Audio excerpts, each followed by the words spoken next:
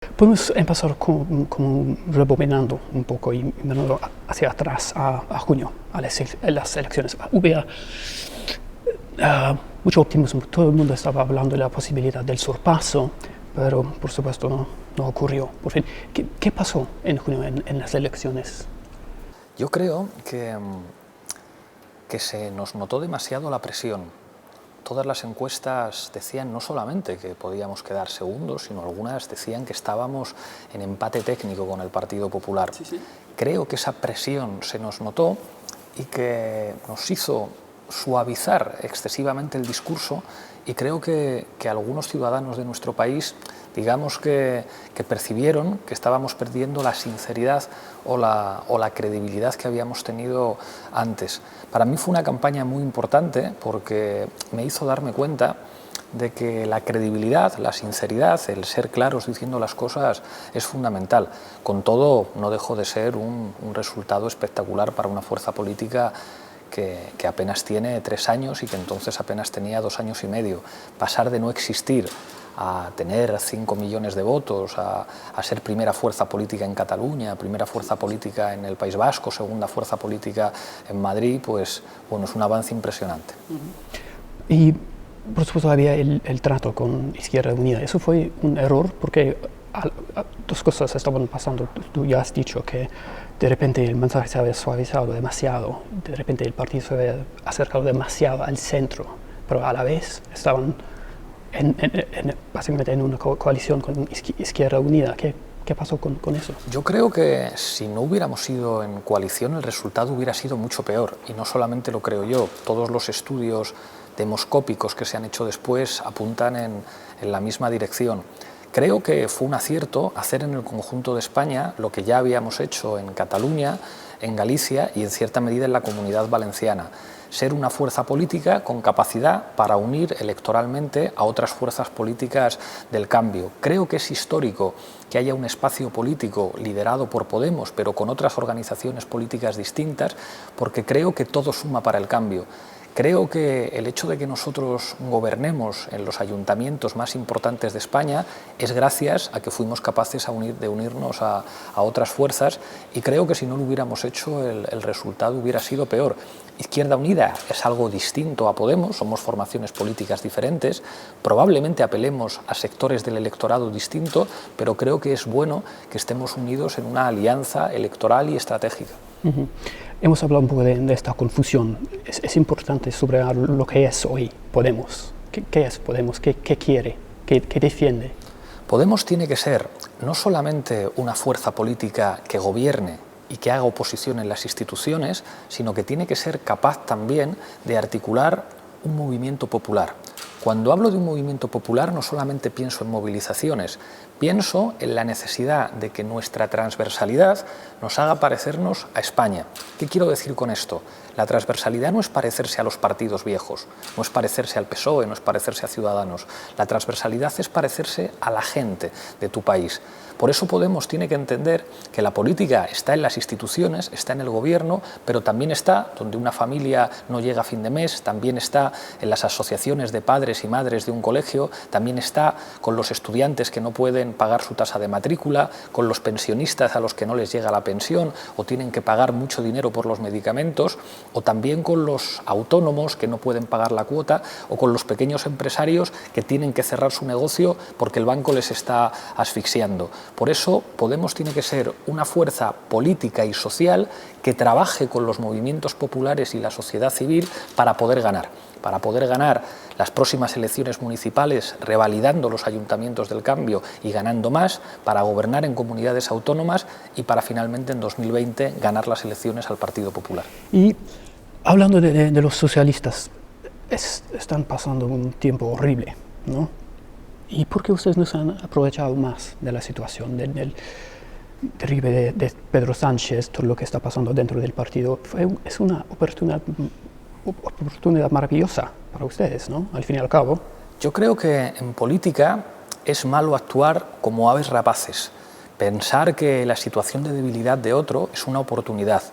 Es verdad que el Partido Socialista está en su peor momento histórico, pero nosotros no tenemos que definir nuestras estrategias en relación al Partido Socialista, porque nosotros no queremos ser el Partido Socialista. Si hay gente que ha votado al Partido Socialista y prefiere votarnos a nosotros, gracias, y eso estará bien, pero nosotros tenemos que ser respetuosos y continuar nuestro camino sin prisa y sin angustia. Ya hemos logrado más de 5 millones de votos, hemos logrado ganar en Cataluña y en Euskadi, avanzamos sobre todo en las grandes ciudades. Generacionalmente somos la fuerza mayoritaria entre los menores de 45 años. De alguna manera representamos el futuro de este país. Entonces creo que cometeríamos un error si tratáramos de volar como aves de rapiña sobre la situación de otro partido que tenemos que respetar, o si nos pudiera la angustia de la necesidad de correr. Creo que ahora tenemos que ir poco a poco, despacio, con respeto, diciendo la verdad de lo que nosotros pensamos y no queriendo sustituir al Partido Socialista, porque nosotros no somos el Partido Socialista, somos otra cosa. Y estoy convencido que si trabajamos sin prisa pero sin pausa, podremos poco a poco ir creciendo a nivel social, ganar las próximas elecciones municipales, ganar las elecciones autonómicas y ganar las elecciones al PP, pero reconociendo que el Partido Socialista en España va a seguir existiendo, va a seguir teniendo una base electoral y ojalá en un futuro cercano prefieran hacer un acuerdo con nosotros que hacer un acuerdo con el Partido Popular. Pero existió esta oportunidad en abril del año pasado, ¿no? Si ustedes hubieran llegado a un acuerdo con los de Sánchez, ya estarían de repente en gobierno. Me hubiera encantado. De hecho, fuimos los que propusimos hacer un gobierno con el Partido Socialista. Era arriesgado, era difícil, pero nosotros estábamos dispuestos. Fue el Partido Socialista quien no quiso, quien asumió el plan de las élites económicas y políticas en España, que diseñaron un plan con varias alternativas, pero que coincidía en todas ellas en excluir a Podemos del gobierno. Esto ya no lo decimos nosotros, lo reconoció Pedro Sánchez en un programa de televisión muy famoso, en Salvados con Jordi Évole, que reconoció entre 5 millones de españoles que le habían dicho que le habían prohibido gobernar con Podemos. Él contó que fue a una reunión con el consejo editorial del diario El País, que ha tenido siempre mucha influencia en el PSOE, y le dijeron: como hagas un acuerdo de gobierno con Podemos, vamos a ir a por ti. Ese era el plan de Felipe González, el plan de Juan Luis Cebrián, el plan de Rubalcaba, y Pedro Sánchez les escuchó y no quiso gobernar con nosotros. Finalmente le cortaron la cabeza, es una expresión metafórica, en su partido, y al final el Partido Socialista entregó el gobierno al Partido Popular. Ojalá en el futuro cambien. ¿Y qué piensas de lo que está haciendo Pedro Sánchez? Es como, casi como él se ha puesto más como alguien de Podemos, ¿no? Recorriendo todo el país, escuchando a la gente y fijándose mucho en la militancia del partido. Es más algo de Podemos, ¿no? Esta estrategia que algo tradicional del PSOE. Nosotros vamos a ser muy respetuosos con los procesos internos de ese partido, pero en cualquier caso uno es lo que hace, no lo que dice. Y Pedro Sánchez en el pasado prefirió a Ciudadanos y, por desgracia, no se atrevió a hacer un acuerdo con nosotros. Nos vamos a mantener al margen y respetuosos con el proceso interno del Partido Socialista, pero insisto, uno no es lo que dice, uno es lo que hace y lo que ha hecho. Muy bien, muy bien. Y de repente lo que está pasando con el PSOE es una historia más amplia. Estamos viendo este fenómeno por toda Europa, en el Reino Unido también. ¿Qué está pasando con estos partidos de la izquierda? Estamos viendo lo que está pasando con el Labour Party en mi país, con los Liberal Democrats también en mi país, y estamos viendo el mismo fenómeno por toda Europa, ¿no? Absolutamente, me encanta esta pregunta. Yo creo que el Reino Unido es, digamos, ha sido un laboratorio excelente para entender la crisis de la socialdemocracia. Yo creo que Tony Blair fracasó con la idea que construyó con Anthony Giddens de la famosa tercera vía, una idea que compró Gerhard Schroeder en Alemania. Creo que se equivocaron al entender que la socialdemocracia podía convertirse en socialliberalismo y asumir las políticas neoliberales. Creo que la mejor creación de Margaret Thatcher fue Tony Blair, y creo que eso destruyó en buena medida las posibilidades del Labour Party de representar lo que representó en el pasado como fuerza política de la clase trabajadora británica, y con lo que representaron las trade unions en en el Reino Unido. Me gusta mucho Jeremy Corbyn, creo que Corbyn representa pues unas ideas que están mucho más cerca de nosotros que del socialliberalismo o la socialdemocracia que hemos conocido en las últimas 2 décadas. Lo mismo ocurre en Francia. Está claro que los socialistas tradicionales en el sentido neoliberal, como por ejemplo François Hollande, no sirven para enfrentarse a alternativas como de extrema derecha como Marine Le Pen. Creo que esa socialdemocracia conservadora que ha apostado por el entendimiento con las fuerzas conservadoras, con los partidos de derecha, no sirve para responder a los desafíos de la crisis de 2007 y 2008 que reveló los límites de la Unión Europea y que hacen falta, digamos, socialistas europeos que sean socialistas de verdad con los que nos podamos entender.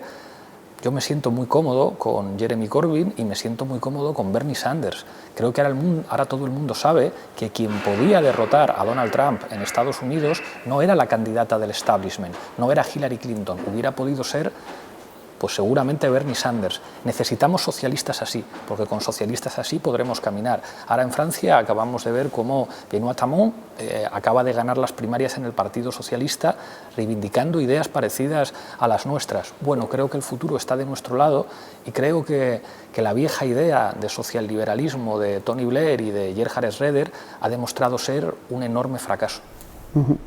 Pero desafortunadamente el problema para Jeremy Corbyn es que él no tiene el apoyo del pueblo, ni de la mitad de su partido. Vamos a ver lo que ocurre, porque creo que nadie esperaba que tuviera un apoyo tan enorme de los militantes del Labour Party. Creo que además se produjo un fenómeno de ilusión política en el que miles de jóvenes británicos se afiliaron al Partido Laborista por la ilusión que despertaba Jeremy Corbyn. Es verdad que las élites de su partido han tratado de enfrentarse a él muchas veces y que tiene una situación en el partido difícil. Y da la impresión de que todavía hay una hegemonía conservadora en el Reino Unido amplia, y yo de eso soy consciente. Pero creo que hay que confiar en la clase trabajadora británica. Seguramente ha producido mucha decepción el Brexit. Nosotros somos la única fuerza política en España que estuvo participando en la campaña del Remain en el Reino Unido. Y allí percibimos que había existido, bueno, pues una izquierda tradicional muy torpe a la hora de entender a la clase trabajadora. Yo leo mucho a Owen Jones, me parece un gran analista, y creo que hay cosas que están cambiando en el Reino Unido. A mí me sorprendió mucho ver cómo votantes laboristas tradicionales en Escocia ahora votan al National Scottish Party. Creo que la clase trabajadora en el Reino Unido va a seguir teniendo un papel político fundamental en el futuro si el nuevo laborismo que representa Jeremy Corbyn y los movimientos sociales son capaces de darle una alternativa creíble. Creo que, por desgracia, se ha despreciado mucho a la clase trabajadora en el Reino Unido. Hay un libro maravilloso de Owen Jones, Chaps, que creo que lo expresa con muchísima inteligencia. Y a pesar de que el presente sea difícil, yo creo que la clase trabajadora británica tiene mucho que decir para pensar un futuro democrático y progresista también en el Reino Unido. ¿Y crees que este sentido de exclusión de la clase trabajadora en el Reino Unido y en otros países también explica la llegada del populismo de personas como Donald Trump? Absolutamente. Creo que fenómenos como el fenómeno Trump, como el fenómeno de Marine Le Pen en Francia, revelan que hay un tipo de crisis que está en el sustrato social y que puede tener una peligrosísima traducción en términos de extrema derecha, o como en el caso de UKIP, de Nigel Farage en el Reino Unido. Estoy muy orgulloso en este sentido de ser español y que en España la traducción de la crisis haya sido una fuerza política progresista que defiende los derechos humanos y que defiende los derechos sociales, mientras que en algunos lugares de Europa parece que el problema de la crisis es la mirada racista del penúltimo contra el último, el problema es el extranjero, es el migrante. En España la traducción ha sido una mirada desafiante de abajo hacia arriba, de mirar a las oligarquías y decir la democracia es que los más prevalezcan sobre las oligarquías, y eso me hace sentir un enorme orgullo como español de que en mi país la traducción haya sido distinta. Pero creo que debemos ser optimistas, creo que debemos recordar lo mejor del espíritu del antifascismo europeo, que es lo que está sobre la base de la construcción de la Unión Europea. Mucho más importante que las ideas de los padres fundadores, mucho más importante que eso fue el enorme consenso antifascista después de la Segunda Guerra Mundial, que asociaba al progreso al desarrollo de los derechos sociales. Eso que Thatcher trató de destruir en el Reino Unido enfrentándose a los mineros, que eran el sector de la clase trabajadora más fuerte. Ahora tengo la sensación de que Theresa May y Donald Trump puedan repetir ese binomio terrible que representaron Ronald Reagan y Margaret Thatcher. Pero insisto en tener una enorme confianza en la clase trabajadora del Reino Unido. Pero es un poco preocupante, ¿no? Porque estamos hablando de la Segunda Guerra Mundial y el país que encabezó la resistencia al fascismo básicamente fue el Reino Unido, en gran medida, ¿no? Algunos dirían que quizá la Unión Soviética tuvo un esfuerzo militar mayor que el del Reino Unido. Pero bueno, eso ya dejémoslo. Sí, podemos hablar de Molotov-Ribbentrop y todo eso. O del pacto de Múnich, en el que los británicos entregaron a la República Checa y a la República Española a los nazis, la política de apaciguamiento. Pero existía este sentimiento y el Reino Unido tenía las ganas de enfrentarse al fascismo y todo, pero ahora estamos viendo lo que está pasando con Brexit. Es un país bastante importante que ahora dice ya no queremos nada que ver con ustedes en Europa, ya no. Es desde luego una mala noticia. Y ya le digo que nosotros fuimos la única fuerza política en España que participó directamente en la campaña del Reino Unido apoyando el Remain. Pero creo que hay cosas que están cambiando y que para enfrentarse, digamos, a esas formas de nuevo fascismo, creo que no sirve la vieja socialdemocracia. Creo que hacen falta fuerzas políticas que defienden los derechos humanos y los derechos sociales como la nuestra. Y a pesar de las dificultades, yo creo que hay que trabajar en esa dirección. Es verdad que es inevitable hacer paralelismos con la época de la República de Weimar.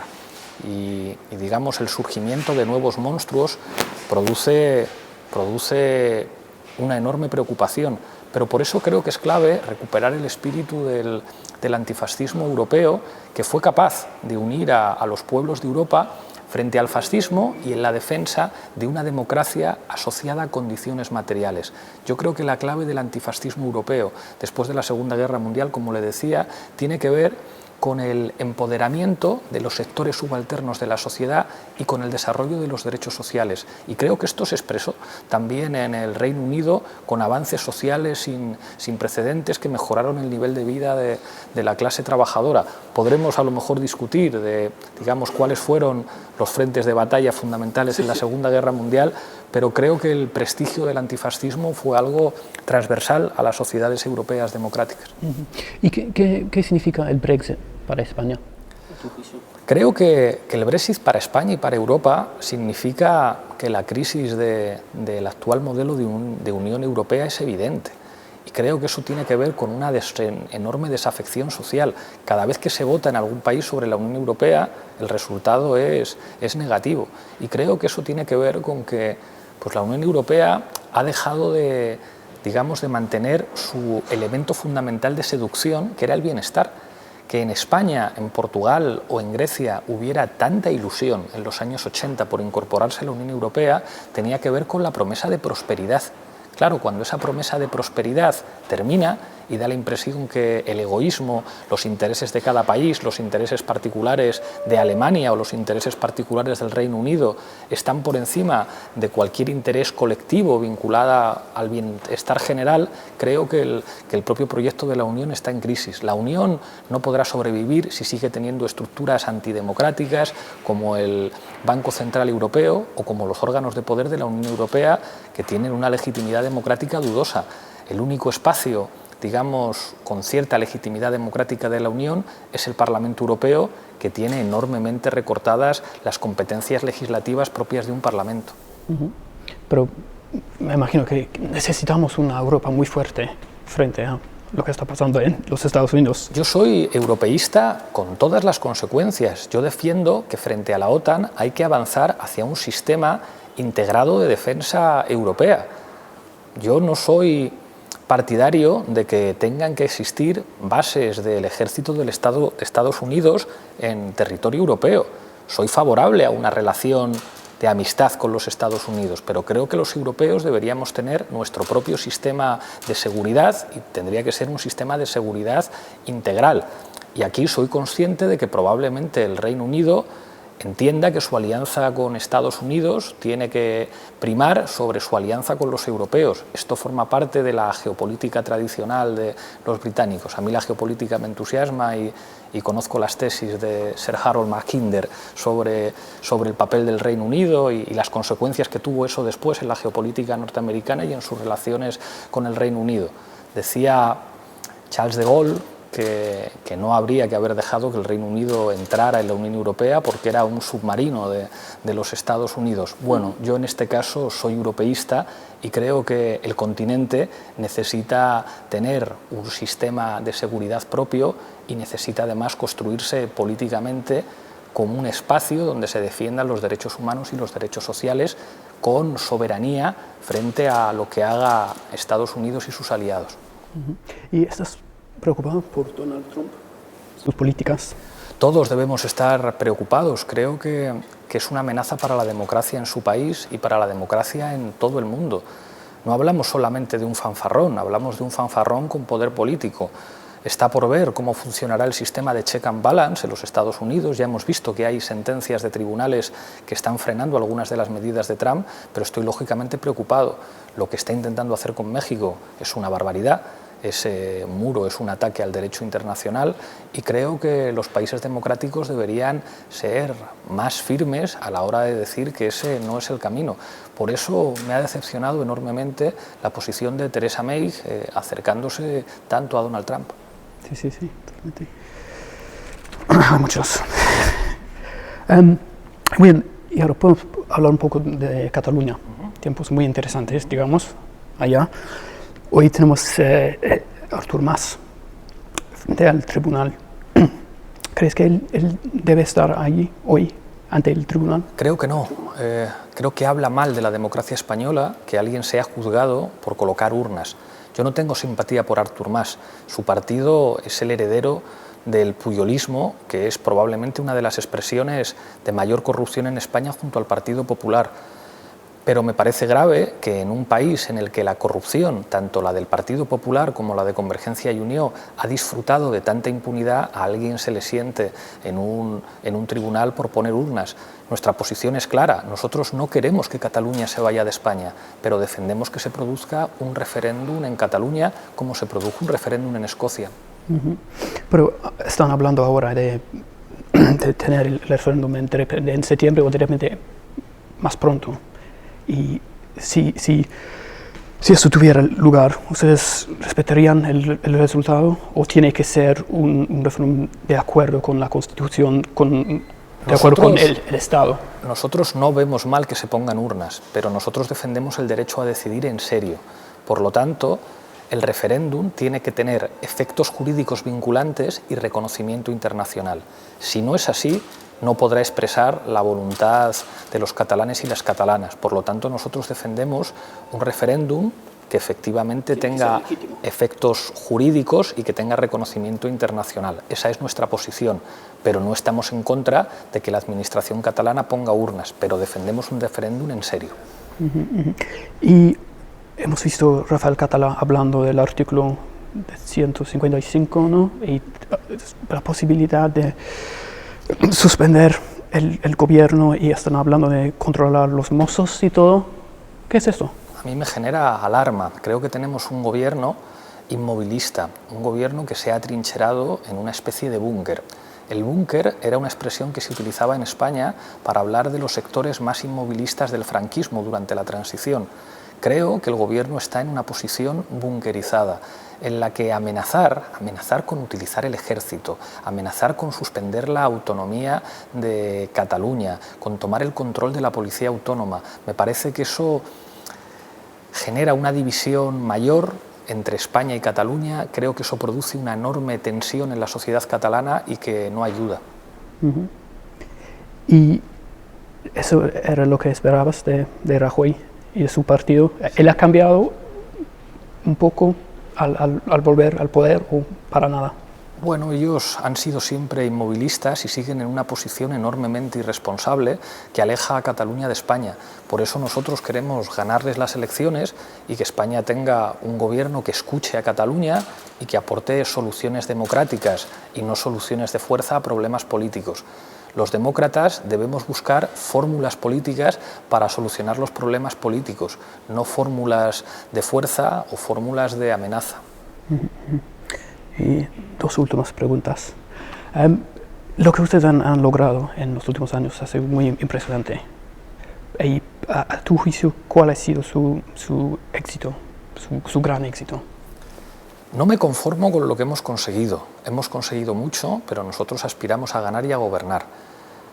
Me enorgullece que hayamos sido capaces de crecer tanto sin ser como los partidos tradicionales. Me enorgullece como secretario general que no nos hayan domesticado, que no nos hayan convertido en algo parecido a lo que había antes. Pero hay muchos riesgos, hay muchos peligros y nos queda mucho trabajo por hacer. Hemos empezado con fuerza, hemos resistido ataques durísimos, pero hemos cometido errores también y todavía queda la tarea más difícil.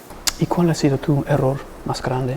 Creo que he sido ingenuo a la hora de plantear los debates hacia afuera. Creo que tenemos que aprender a tener ciertos debates donde hay que tenerlos y no enseñar tantos flancos abiertos al adversario. Creo que se nos notó demasiado la presión, y a mí en particular, en las elecciones del 26 de junio, y que dejé de hablar de manera tan clara respecto al pasado, y creo que uno en política tiene que ser siempre muy claro, tiene que decir siempre las cosas como piensa y no se tiene que dejar presionar en ningún caso. Creo que he madurado mucho en estos 3 años y me veo mucho más preparado para ser presidente del gobierno ahora que hace un año. ¿Estás más cómodo con toda esta presión? Me he acostumbrado. Hacer política es ensanchar las espaldas y creo que hay un refrán castellano muy cruel que dice: lo que no te mata te hace más fuerte. Y creo que los golpes que hemos recibido nos han hecho más fuertes y yo lo siento en mi persona. Muy bien. Perfecto. Gracias.